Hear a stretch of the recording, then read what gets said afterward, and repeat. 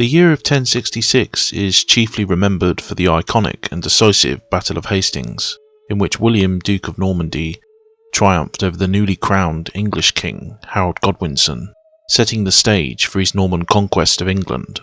Yet 1066 was in fact a year of three battles, and three principal claimants to the throne, each man claiming their own victory, with only one emerging as the true master of all England. In this video we take an in-depth look at the first of these, the much less well known and yet important clash at Fulford Gate, as well as its characters and the events leading up to it.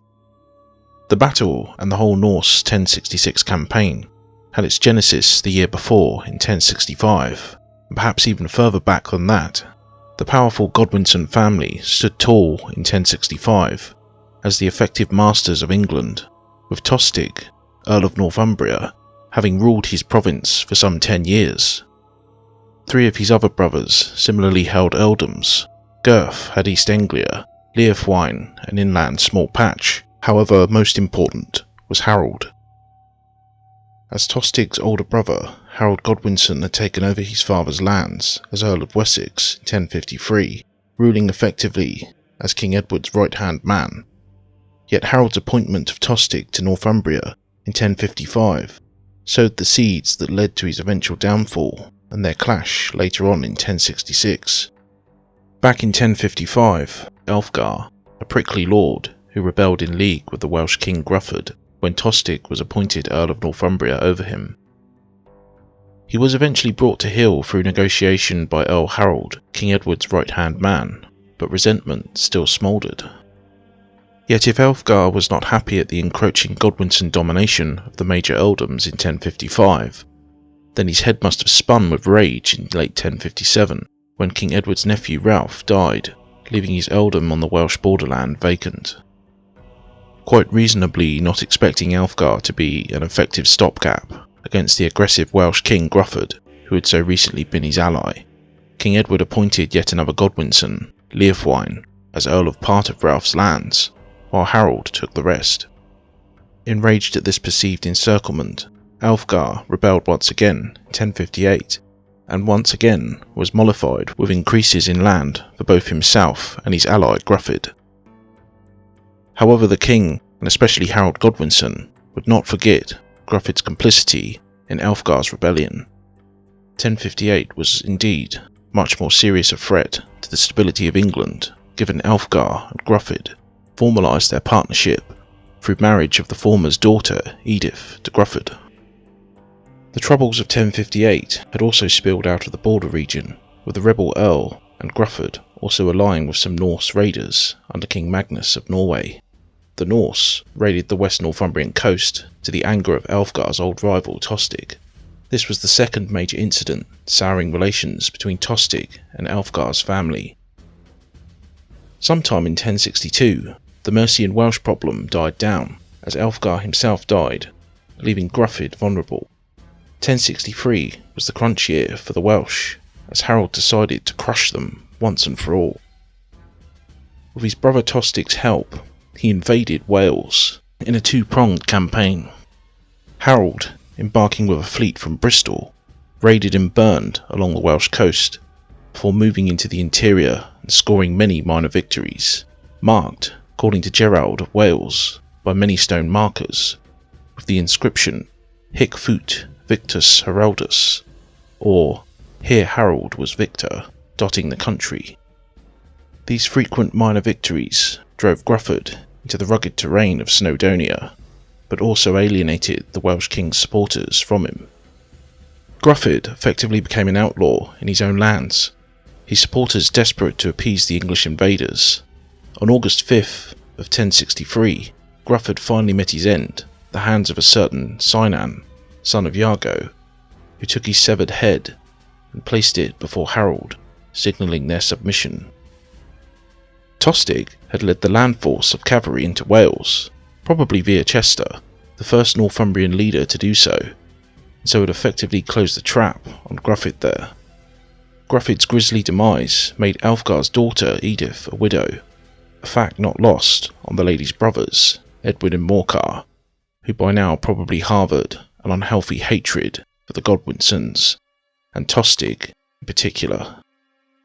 With his father's demise in 1062, Edwin had assumed the mantle of Earl of Mercia, but was still effectively encircled by the Godwinsons. However, he would not have too long to wait to redress this perceived imbalance of power. In 1065, Northumbria erupted in rebellion. It would be a mistake to see this revolt as a mere xenophobic reaction to the southerner Godwinson, however. Tostig's term actually began quite well, with the appointment of a certain Copsey as his deputy, anchoring him to his new province, Copsey being a local and prominent landowner. Tostig also secured the support of the important See of Durham by showering lavish gifts on St. Cuthbert's Church, whilst also supporting Ethelwine, King Edward's choice as the new Bishop of Durham, over an unpopular predecessor. Tostig also maintained good, perhaps too good, relations with King Malcolm of Scotland, even escorting him south in 1059 to swear loyalty to Edward. The two were also, by some accounts, sworn brothers. Apart from 1065 itself then, there are no recorded instances of serious opposition to Tostig's rule, with the local church even gleefully supporting Tostig's stringent enforcement of law and order. Two instances of possible origins for resentment were perhaps, firstly, the aforementioned ravaging of the western Northumbrian coast by a Norse fleet in alliance with Earl Alfgar. Second, and more seriously, was King Malcolm's raids into Northumbria during Tostig's 1061 absence on pilgrimage to Rome. That Tostig was sloppy in responding and gave no real retribution for his sworn brother's attack did much to lower his reputation with his own people there. Tostig's political murders of leading men and his sister Queen Edith's murder of Gospatrick, another leading man, at King Edward's court in 1064 before that, was later used as a justification for the rebellion, though the true spark of the rising was Tostig's tax policy. Previously, Northumbria had been obliged to pay about half the tax as the rest of the kingdom. This seems unfair, but was perhaps a privilege afforded to the relatively independent northern regions of York and Bamber, who had been the last Anglo-Danish areas incorporated into the Kingdom of England a century before. It may also be because the earldom itself was not as rich as its southern counterparts, hence its lesser obligation. Another factor could have been Tostig's relationship to King Edward. Since revenue to the king would be increased, and around a third of the taxes went to the Earl, Tostig too was set to gain substantially from such a rise.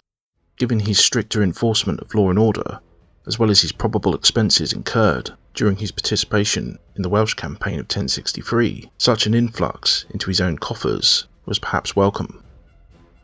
Whatever the reason, Tostig evidently saw the imbalance and intended to right it by effectively doubling Northumbria's taxes. Then as now, a tax hike was deeply unpopular, and three local thanes emerged as the principal leaders of the revolt: Gamelbearn, Dunstan, and Gluniarn, all large landowners. Sources also indicate Tostig vigorously enforced this new rate through forced payments and even killings, which made a revolt all but inevitable. It all began when Tostig removed south to deal with some business at the king's court. The Earl remained on to hunt with the king in Wiltshire, which provided ample time for the rebels to strike. On October 3rd, 1065, the thanes of Yorkshire and the rest of Northumbria descended on York itself, quickly taking over the city, murdering Tostig's officials and housecarls, whilst seizing much of the treasury there. Following this initial bloodbath, the rebels considered how to legitimise their rising and found sympathetic ears in the Earl Edwin and his younger brother Morcar. The Mercian sons of Earl Alfgar had their own personal motive for wanting Tostig deposed, given the Godwinsons' rivalry with their father that began with Tostig's promotion over him in 1055 to begin with. The rebels now called on Morcar to be their earl and to remove the hated tax. This may seem strange on face value that the Northumbrians would elect another outsider as their earl, but in fact it was likely a calculated move designed to appease the probable significant opposition anticipated to their outlawing of Tostig. By allying themselves with the second most powerful family in the land, they hoped to leverage greater support for their revolt than they could ever get with a Northumbrian candidate. They were right to be nervous. Tostig was a favourite of King Edward and Queen Edith, his sister. His brothers also ruled most of England, and his elder brother Harold was second only to the king in power.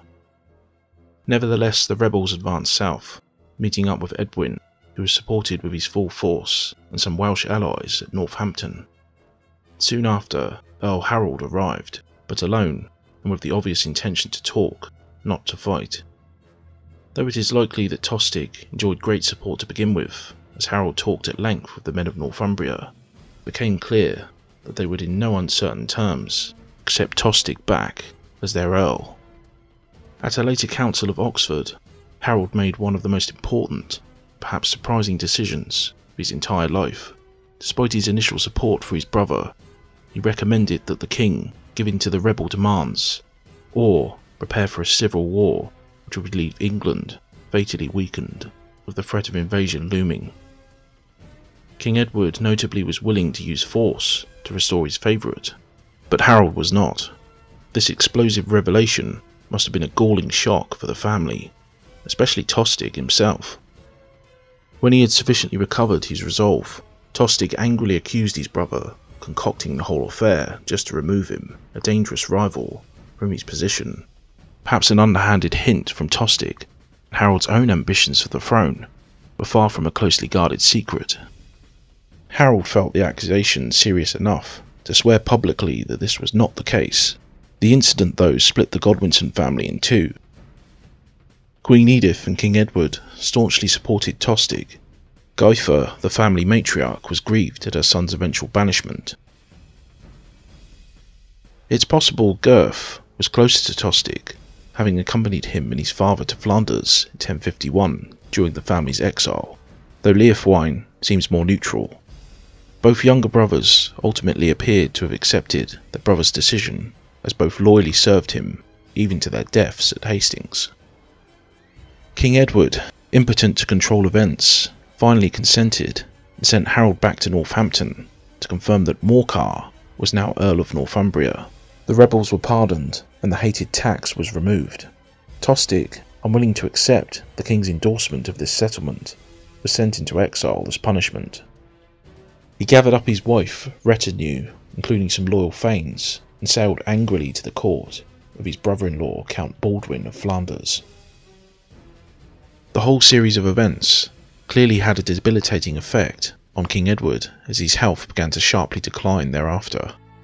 With his troublesome brother removed, the way was now clear for Earl Harold's succession to the throne of England. This was not because Tostig was any serious alternative contender, though he was King Edward's favourite. Edwin and Morcar would have been serious obstacles to Harold's succession, and would never have supported him if he had stood firm behind his brother as Earl of Northumbria. Harold sealed this new political alliance with a marriage, taking Edwin and Morcar's sister, the widow of the defeated Welsh king Grufford, as his bride. Now the brothers had a vested interest in defending their new brother-in-law's kingship. Harold was elected king, with Edwin and Morcar's full support, on January 5th, 1066, and was crowned in Westminster Abbey, near the final resting place of his predecessor, King Edward, the very next day. Harold, it seems, still had some more convincing to do, as the only slight rumblings upon his accession came from the Northumbrian region.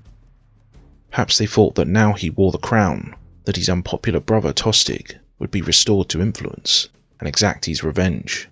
Harold travelled north to York to placate these fears, perhaps formally marrying Edith as promised, making the Mercian lady Queen of England. It was in May that Tostig first emerged again in England, attacking the Isle of Wight and raiding along the south coast, reaching Sandwich. However, support for the exiled Earl was not strong, and King Harold mustered a force and marched to meet him, causing his brother to withdraw.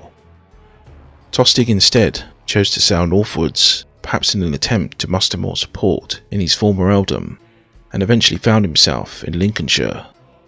It was here that the first clash with his old foes occurred. Edwin and Morcar had enthusiastically mustered a response, and drove their hated rival from the region. Yet, if they thought they had seen the last of Tostig, they were wrong, as he still had a powerful card left up his sleeve.